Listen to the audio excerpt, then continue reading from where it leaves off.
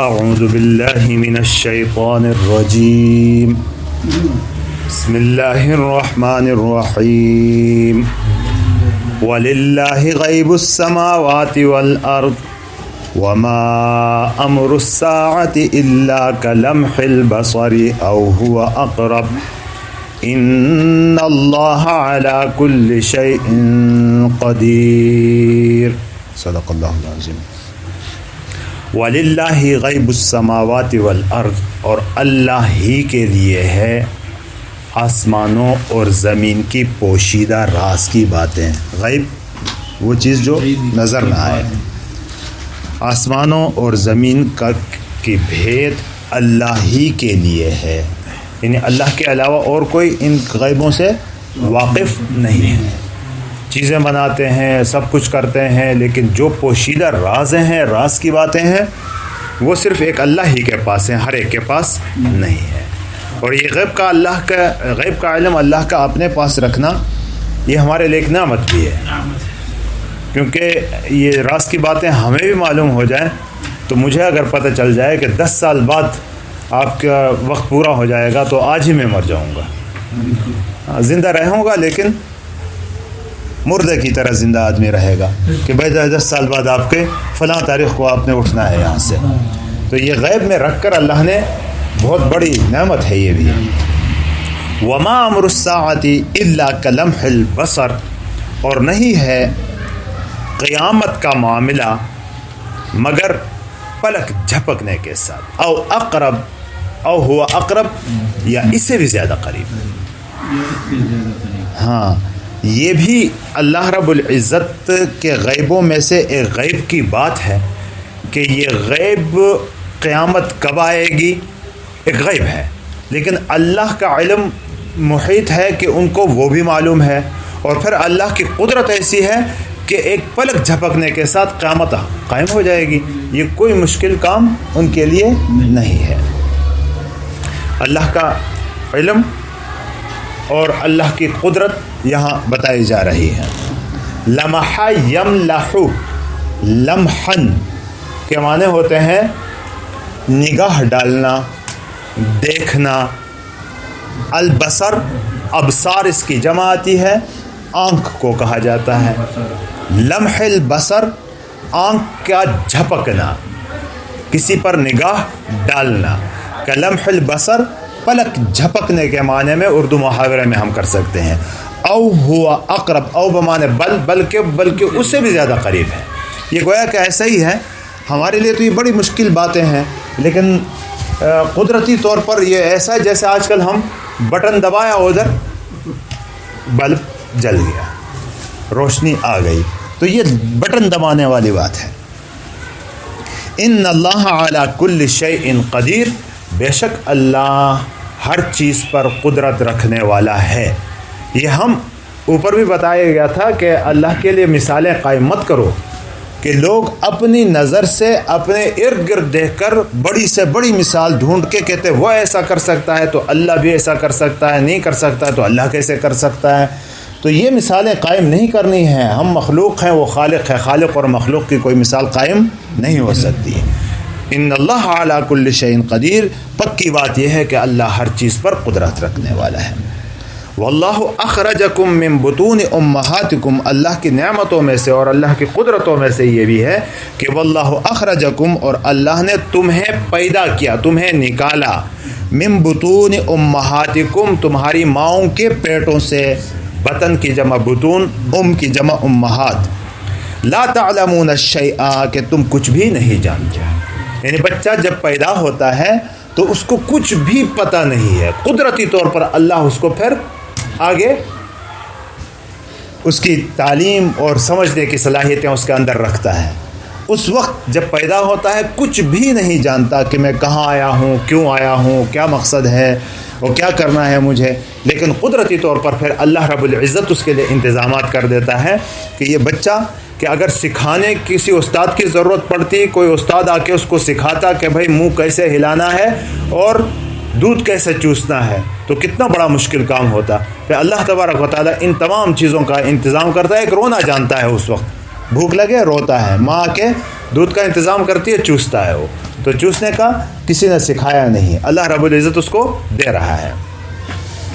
واللہ اخرجکم من بطون امہاتکم لا تعلمون شیئا، اللہ نے ایسی حالت میں تمہیں اپنی ماؤں کے پیٹوں سے، تمہاری ماؤں کے پیٹوں سے نکالا کہ تم کچھ بھی نہیں جانتے تھے۔ وجعل لکم السمع والابصار والافئدہ، اور بنایا تمہارے لیے، دے دیا تمہارے لیے السمع، سماعت کان، والابصار اور بصر کی جمع آنکھ، والافئدہ فؤاد کی جمع افئدہ دل، یہ دل کے بارے میں بتایا تھا پہلے کہ اس کے لیے صدر کا لفظ استعمال ہوتا ہے، قلب کا بھی استعمال ہوتا ہے، فؤاد کا لفظ استعمال ہوتا ہے، لیکن عام طور پر اگر اس میں فرق کیا جائے تو صدر سینہ، اور سینے کا اندر چونکہ دل ہوتا ہے اس لیے اس کے لیے استعمال ہوتا ہے، اور پورے سینے کو کہا جاتا ہے، اور قلب اس جسم کو کہتے ہیں جو اندر لوتھڑا ہے خون کا، اور فؤاد اس کیفیت کو کہتے ہیں جو وہ محسوس کرتا ہے وہاں سے۔ بہرحال، اور اللہ نے علم حاصل کرنے کے لیے، جاننے کے لیے، جاننے کا علم تمہیں دینے کے لیے کیا کیا دیا؟ سمع دیا، ابصار دیا، افئدہ دیے، ان سے تم پھر علم حاصل کرتے ہو، پھر اللہ کی چیزوں میں تم باتیں کرنے لگتے ہو۔ جس نے تمہیں نہ جانتے ہو، تو جانتا کچھ نہیں تھا، اس حالت میں پیدا کر کے یہ چیزیں تمہیں دی کہ ان چیزوں کے ذریعے علم حاصل کرو، پھر اس علم کو تم مقابلے میں پیش کرتے ہو اللہ کے۔ لعلکم تشکرون، یہ سب کچھ دیا ہے تاکہ تم شکر گزار بنو، تم شکر کرنے والے بن جاؤ۔ لیکن کیا ہوتا ہے، انسان غافل جب ہو تو غافل انسان کی حالت یہ ہوتی ہے کہ اللہ کی دی ہوئی ان چیزوں کو لے کر پھر مقابلے میں آ جاتا ہے، سرکشی میں آ جاتا ہے۔ الم یروا الی الطیر، اللہ کی قدرتوں میں سے ایک قدرت یہ بھی ہے کہ کیا دیکھتے نہیں ہو طیور کی جمع طیر، بلکہ طائر کی جمع طیور آتی ہے، طیر اس میں جمع ہے، یہ کہ پرندوں کو کیا نہیں دیکھتے؟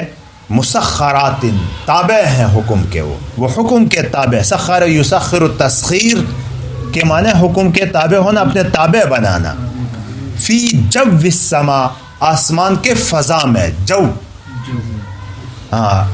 آسمان کے نیچے جو فضا، آسمان اور زمین کے درمیان جو خلا ہے، اس کے لیے جو کا لفظ استعمال ہوتا ہے، فضا میں، آسمان کے فضا میں، آسمان کے نیچے فضا میں، کہ وہ حکم کے تابع ہے۔ اب دیکھو پرندوں کا نظام بھی ایک عجیب ہے نا، کہ ایک جسم ہے، ایک طاقت ہے اس کے اندر، وزن ہے اس کا، اور آسمان، یہ فضا ایک لطیف چیز ہے، تو لطیف چیز میں اگر کوئی چیز ڈالی جاتی ہے نیچے گر جاتا ہے، کشش شکل میں وہ کھینچ لیتی ہے زمین اپنی طرف تو نیچے گر جاتا ہے، لیکن ایسا انتظام اللہ نے فرمایا کہ ان پرندوں کے اندر پر رکھ دیے، ان کے اندر صلاحیت رکھ دی، اور اللہ رب العزت نے ان کو شعور دیا کہ یوں پھڑکاؤ گے تو اوپر اڑو گے، یوں رکھو گے تو رکو گے، یوں کرو گے تو نیچے آ جاؤ گے۔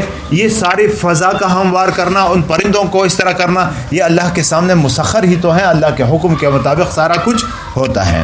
ان نفیز ما یمسکہن الا اللہ، امسک یمسک امساکن کے معنی روکنا، کوئی نہیں تھامتا اللہ کے سوا ان کو، اللہ کے سوا ان کو کوئی نہیں تھامے رکھتا۔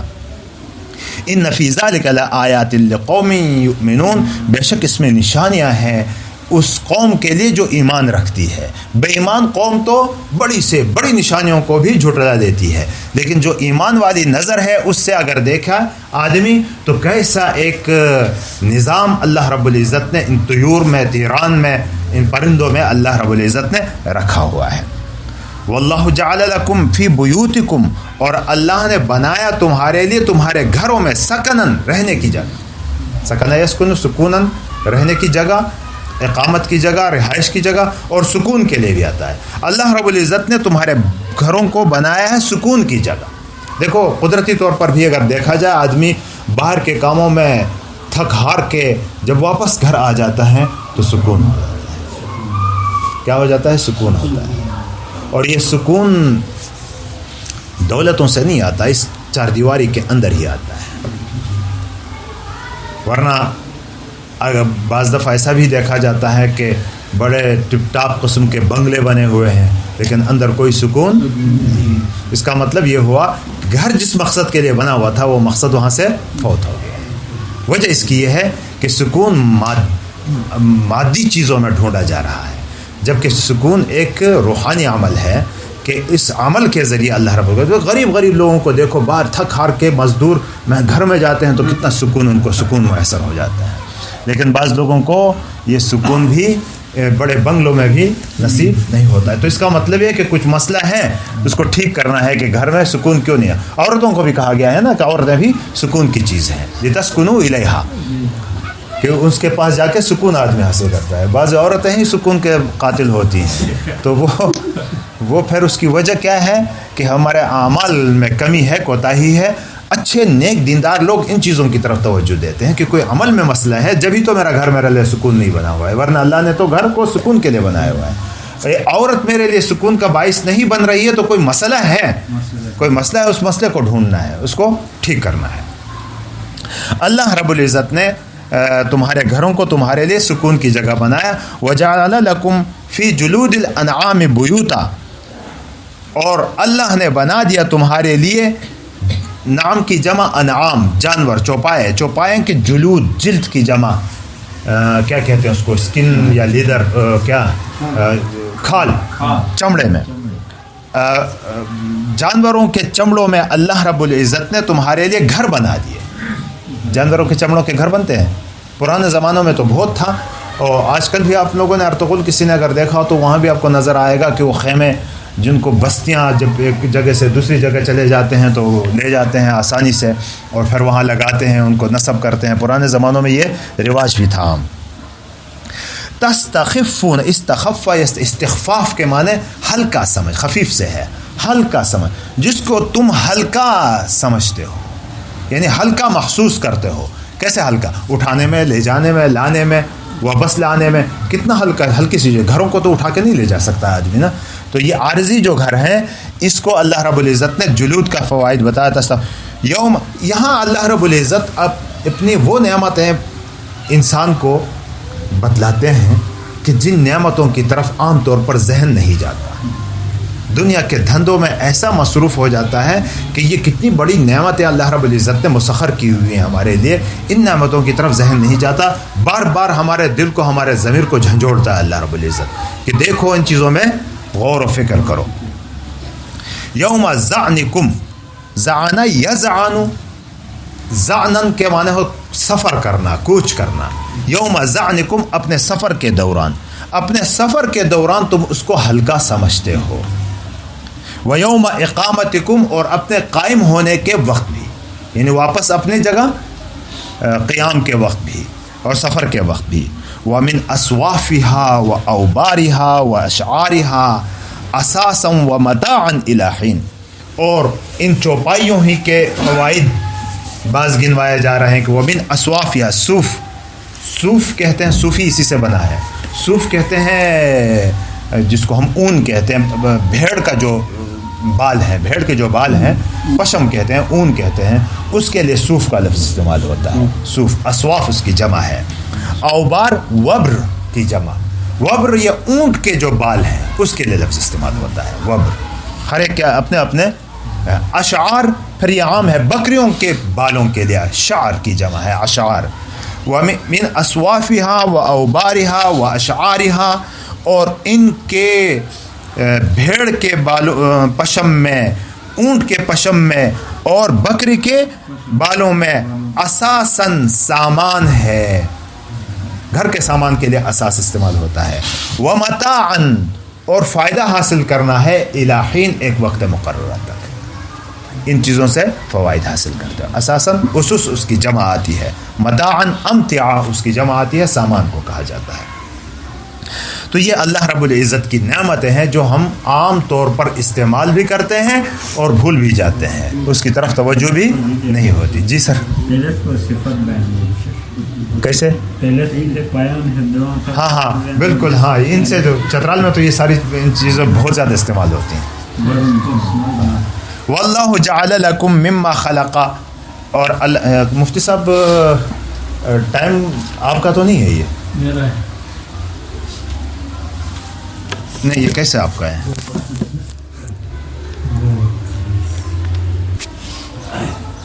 واللہ جعل لکم مما خلق ظلالا، وجعل لكم من الجبال أكنانا وجعل لكم سرابيل تقيكم الحر وسرابيل تقيكم بأسكم كذلك يتم نعمته عليكم لعلكم تسلمون. اللہ رب العزت اپنی نعمتوں کا ذکر کرتے ہیں اور اپنی قدرتوں کا بھی اس میں ذکر ہو رہا ہے. اللہ کی قدرتیں دیکھیں اور اللہ کی نعمتیں اپنے اوپر دیکھیں کہ اللہ نے جعل لکم بنایا مما خلقا جو کچھ پیدا کیا اپنی مما خلقا جو کچھ پیدا اپنی مخلوقات میں سے ظلالا سایہ. دیکھو عرب معاشرے کے لیے خصوصی طور پر یہ ایک تھا کہ وہاں گرمی کا علاقہ ہے, گرم علاقہ ہے, تو وہاں سائے کی بڑی ضرورت ہوتی ہے. اور ہمارے علاقوں میں پنجاب سندھ کے ایریا میں اگر جائیں سبی کی طرف جائیں تو تھوڑا سا سایہ اگر کسی کو مل جائے بڑی نعمت ہوتی ہے. تو اللہ رب العزت نے ایسا انداز بنایا ہے کہ ان گرمیوں ہی میں تمہیں نہیں رکھا بلکہ سایہ کا بھی انتظام کر دیا, اپنے مخلوقات میں سے سایہ کا انتظام کیا. وَجَعَلَ لَكُم مِّنَ الْجِبَالِ أَكْنَانًا اور بنایا پہاڑوں میں تمہارے لیے اکنان, کنن کی جمع ہے غار. ہاں غاروں کو پرانے زمانوں میں تو بہت زیادہ استعمال ہوتا ہے, آج کل بھی استعمال ہوتا ہے. پہاڑی علاقوں میں غار ہوں تو بارشیں ہوں تو وہاں پناہ لے دیتا ہے. بلکہ یہ ترک وغیرہ کے بارے میں تو اب بھی آتا ہے کہ وہاں اب بھی غاروں میں کے اندر گھر اور کمرے بنائے ہوئے ہوتے ہیں جہاں پناہ لے کر بیٹھتے ہیں, جو گرمیوں سے بھی بچاتے ہیں, ان کو بارشوں سے بھی بچاتے ہیں اور دوسری مصیبت و مسائل سے بھی بچا رہتا ہے. اکنان کن ان کی جمع ہماری زبان میں بھی کرن کہتے ہیں نا, ممکن عربی سے یہ بنا ہوا. ہاں کہتے ہیں. اچھا. وجعل لکم سرابیل, سربال کی جمع پہلے بھی یہ لفظ آ گیا ہے, کرتا لباس کے معنی میں استعمال ہوتا ہے. تقیکم الحر جو تمہیں وقا یقی وقایتن کے معنی بچانا صرف میں پڑھا, الحر گرمی کو, تقیکم الحر جو تمہیں بچاتا ہے گرمی سے, حالانکہ یہ سردی سے بھی بچاتا ہے تو صرف گرمی کا ذکر یہاں کیا. لکم فیہا دفء پہلے گزر چکا ہے, گرمی سردی دونوں سے یہ بچاتا ہے, اور یہاں صرف گرمی کا ذکر کیا ہے چونکہ اول مخاطب عرب تھے تو عرب میں گرمی سے بچنے کے زیادہ وہ تھا. اور دوسری بات یہ ہے کہ عربی محاورہ بھی ہے کہ متضاد چیز جس کا ذکر نہیں کیا جاتا خود بخود وہ مراد لی جاتی ہے. وہ سرابیل اور وہ لباس تقیکم جو تمہیں بچاتا ہے بأسکم تمہارے سخت حالات میں, جنگی حالات میں. ذرا اس سے مراد ہے کہ جنگی موقع پر اللہ رب العزت نے ایسا سامان بنایا ہے کہ ذرا بناتا ہے جس سے آدمی اور جنگوں سے بھی اپنے آپ کو بچاتا ہے. یعنی ساری نعمتیں یہ اللہ کی طرف سے ہیں, لیکن ان کو ہم استعمال کرتے ہیں, ہماری توجہ بھی ان کی طرف نہیں جاتی کہ یہ اللہ کی طرف سے نعمتیں ہیں. کذالک یتم نعمتہ علیکم, اسی طرح پوری کرتا ہے اللہ رب العزت اپنی نعمتوں کو تمہارے اوپر. یتم کا فاعل اللہ پوری کرتا ہے اپنی نعمتوں کو علیکم تمہارے اوپر, لعلکم تسلمون تاکہ تم فرمان بردار بن جاؤ. اسلم یسلم اسلاما, اسلام قبول کرنا, مسلمان ہونا, فرمان بردار ہونا. فإن تولوا یہ ماضی کا صیغہ, اگر وہ اعراض کریں, منہ موڑیں, اب کی بات نہ مانیں, تو فإنما علیک البلاغ المبین, تو یقیناً آپ کے ذمہ تو واضح پہنچانا ہے. یہ پہنچانے کا صرف تقریر کرنا مراد نہیں ہے, اپنے عمل کے ذریعے, محنت کے ذریعے لوگوں کے پاس جا کر ان کو بتا کر یہ پہنچانا ہے, جیسا کہ نبی پاک صلی اللہ علیہ وسلم نے کر کے دکھایا. باقی اپنی محنت آپ کے ذمہ ہے, باقی نتیجہ آپ کے ذمہ نہیں ہے, نتیجہ اللہ کے ذمہ ہے. یعرفون نعمت اللہ, یہ اللہ کی نعمتوں کو جانتے بھی ہیں, ثم ینکرونہا, پھر اس سے انکار. یہ عرفان اور انکار دونوں متضاد چیزیں ہیں کہ جانتے بھی ہیں نہیں بھی جانتے ہیں, اور جانتے بھی ہیں پھر اس کا بتکلم گویا کہ انکار بھی کرتے ہیں. جانتے ہیں, استعمال کرتے ہیں, لیکن استعمال کر کے انکار عملی طور پر بھی کرتے ہیں کہ جو جاننا تو یہ ہے کہ جان کے منعم کو بھی جانے آدمی, جو انعام کرنے والا ہے اس کو بھی جانے آدمی, لیکن پھر اس منعم کو بھول جاتے ہیں, گویا کہ وہ انکار کرتے ہیں. وَأَكْثَرُهُمُ الْكَافِرُونَ, اور اکثر ان میں سے ناشکر ہیں, شکر نہیں کرتے. اکثر میں سے انسانوں میں ان میں ناشکر ہیں. آگے اجازت نہیں ہے مفتی صاحب کی طرف سے, ورنہ اگلا رکوع بھی پڑھ لیتے ہیں, کافی ہے.